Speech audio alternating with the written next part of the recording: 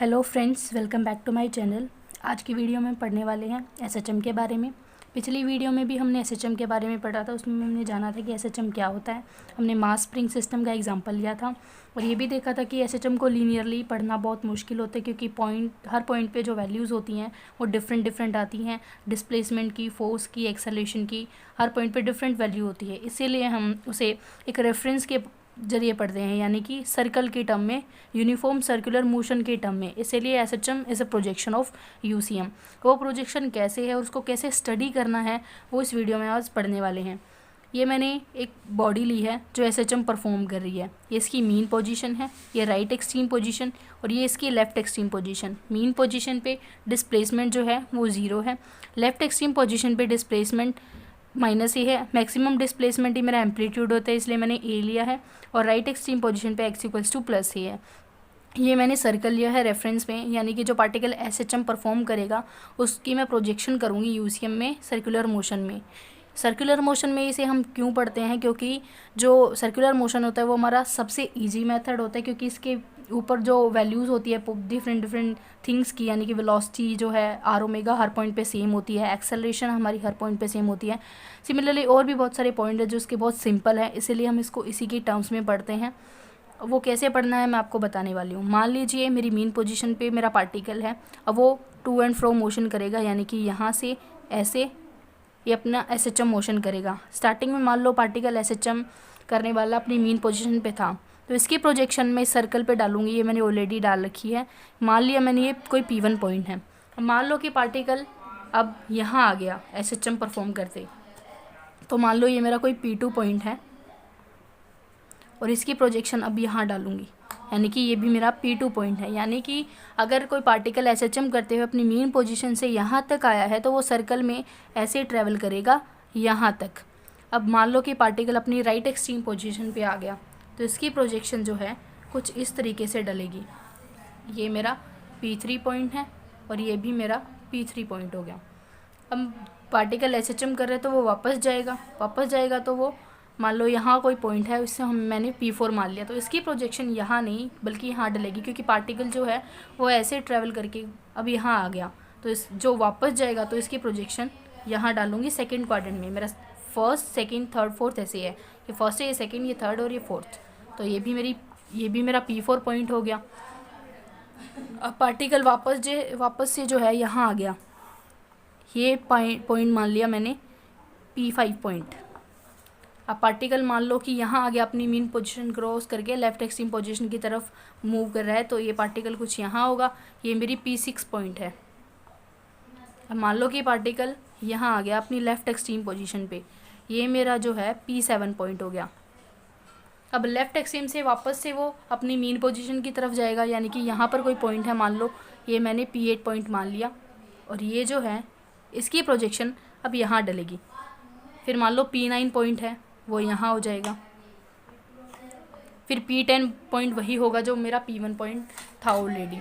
यानी कि आप देख सकते हैं जब पार्टिकल ने ऐसे एसएचएम परफॉर्म किया तो सर्कल में वो कुछ इस तरीके से ट्रैवल करके गया है, यानी कि P1, P2, 3 ये सारे पॉइंट्स सर्कल में कुछ इस तरीके से होंगे। जो वैल्यू एसएचएम में किसी पॉइंट की यहाँ होगी वो सर्कल में हम यहाँ पढ़ेंगे इस सेंटर के कॉरस्पॉन्ड। वो कैसे पढ़ेंगे? वो हम कैरेक्टरिस्टिक्स में पढ़ेंगे, यानी कि जब हम कैरेक्टरिस्टिक्स पढ़ेंगे एसएचएम की तब हमें पता लगेगा कि सर्कल का हमारे लिए क्या फ़ायदा। वो प्रोजेक्शन डालना मैंने आपको बताया है, कैसे प्रोजेक्शन डालेंगे, यानी कि ऊपर कोई पार्टिकल एसएचएम कर रहा है लीनियरली, उसको सर्कल में से प्रोजेक्ट करके हम उसकी सारी वैल्यूज़ आसानी से निकाल सकते हैं। अब एक और चीज़ बताती हूँ मैं आपको। ये सर्कल की हमारी जो है ये रेडियस है, ये रेडियस इसके इक्विवेलेंट आप देख सकते हैं। ये हमारी मैक्सिमम डिस्प्लेसमेंट है, यानी कि मेरा एम्पलीट्यूड है। अब ये एम्पलीट्यूड और ये रेडियस एक ही बात है, यानी कि जो चीज़ यूसीएम में रेडियस का काम करेगी वही चीज़ एसएचएम में एम्पलीट्यूड का काम करेगी। यहाँ पर सिमिलरली कुछ और भी टर्म्स हैं, आप देख सकते हैं। जैसे यहाँ रेडियस है, सिमिलरली एसएचएम में वही चीज़ एम्पलीट्यूड है। जैसे एंगुलर डिस्प्लेसमेंट थीटा है यूसीएम में, वही चीज़ एसएचएम में मेरा फेज़ है। जैसे एंगुलर वेलोसिटी ओमेगा है मेरी यूसीएम में, वही एसएचएम में मेरी एंगुलर फ्रीक्वेंसी होगी। अब एंगुलर डिस्प्लेसमेंट क्या है, मान लो कि पार्टिकल पहले इस पॉइंट पे था, फिर पार्टिकल इस पॉइंट पे आया, यानी कि यहाँ से अगर सेंटर से मैं एंगल बनाऊँ तो इसका ये एंगल है, ये थीटा, ये मेरी यानी कि एंगुलरली वो इतना डिस्प्लेस किया है। सिमिलरली इस पॉइंट पे अलग वैल्यू आएगी थीटा की, वो एंगुलर डिस्प्लेसमेंट होता है। वही एंगुलर डिस्प्लेसमेंट एसएचएम में फेज़ का काम करता है। अब फेज़ क्या होता है, फेज़ जो बॉडी एसएचएम कर रही है वो पर्टिकुलर पॉइंट पे कहाँ है और उसकी क्या डायरेक्शन है, वो हमें फेज़ बताता है। वो आप आगे जब कैरेक्टरिस्टिक्स पढ़ेंगे तो आपको अच्छे से समझ आ जाएगा कि फेज़, अच्छा रियली में ये फेज़ होता है। एंगुलर वेलोसिटी हमारी जो ओमेगा होती है वही एसएचएम में एंगुलर फ्रीक्वेंसी है। ये जनरल टर्म्स जितनी भी हैं, frequency, time period, angular frequency, phase, amplitude, ये मैंने पहली वीडियो में बहुत अच्छे से एक्सप्लेन कर रखा है जनरल टर्म्स में, introduction of oscillation and waves में। आप वहाँ से भी इसको पढ़ सकते हैं, मैंने बहुत अच्छे से एक्सप्लेन किया है।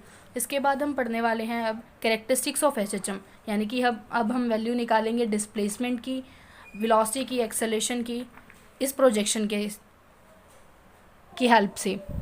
अब आप देख सकते हैं ये है मेरा एसएचएम, कैरेक्टरिस्टिक्स ऑफ एसएचएम, यहाँ हम पढ़ेंगे। ये मैंने एक सर्कल लिया है, ये मेरी कोई बॉडी है जो एसएचएम परफॉर्म कर रही है, ये इसकी mean position, left extreme, right extreme position, similarly वो सारी चीज़ ली है और एक सर्कल लिया है एज अ रेफरेंस मैंने यहाँ।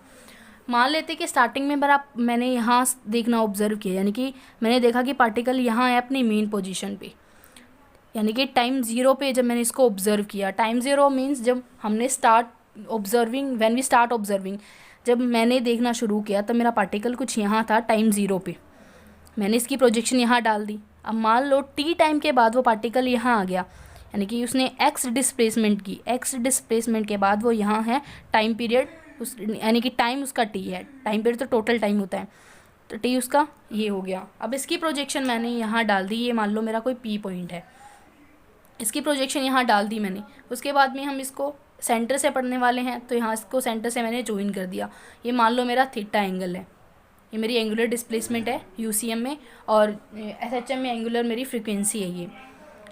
अब ये रेडियस, ये सर्कल की रेडियस है, और हमने देखा था कि यूसीएम में जो रेडियस होती है वो एसएचएम में हमारा एम्पलीट्यूड होता है, इसलिए मैंने इसको एम्पलीट्यूड से डिनोट कर दिया।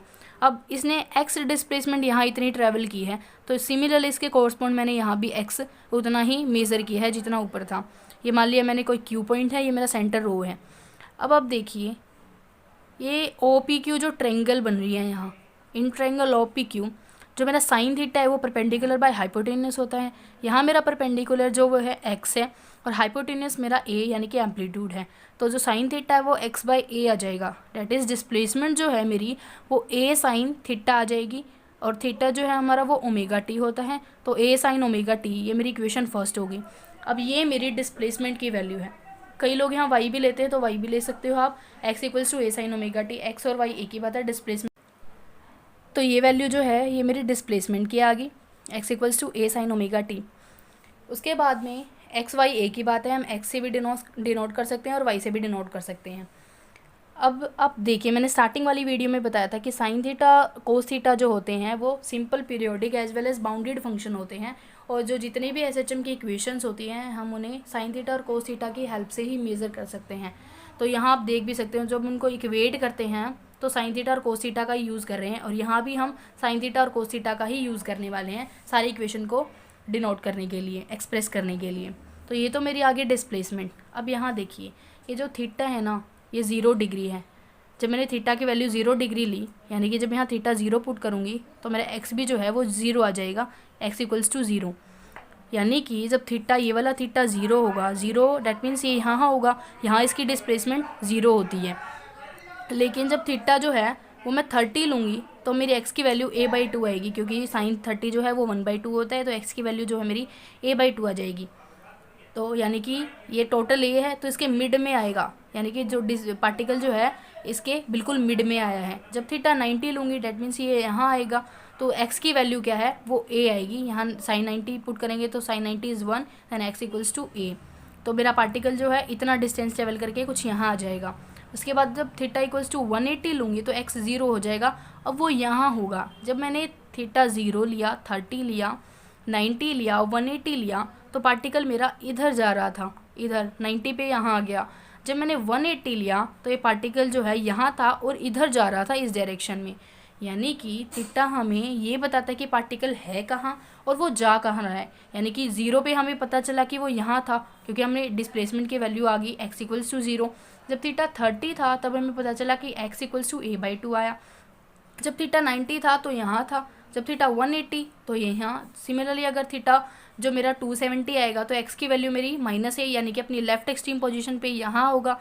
जब थीटा 360 तो ये x इक्वल्स टू 0 यहाँ। जब थीटा 270 था तो ये यहाँ था और जा इधर रहा था, यानी कि 360 पे तो यहाँ आएगा ना, तो इसकी डायरेक्शन ये थी और ये था यहाँ। यानी कि थीटा हमें क्या बताएगा कि पार्टिकल किस पोजीशन पे है और उसकी डायरेक्शन कहाँ है, वो कहाँ मूव करने वाला है। ये तो हो गई हमारी डिस्प्लेसमेंट की बात। अगर हम इसे डिफ्रेंशिएट करेंगे, यानी कि x को अगर डिफ्रेंशिएट करेंगे dx/dt, अगर इसका डिफ्रेंशिएशन करेंगे तो a साइन ओमेगा टी का डिफ्रेंशिएशन होगा हमारा कोस ओमेगा टी, और ओमेगा टी का होगा ओमेगा जो मैंने आगे मल्टीप्लाई कर दिया।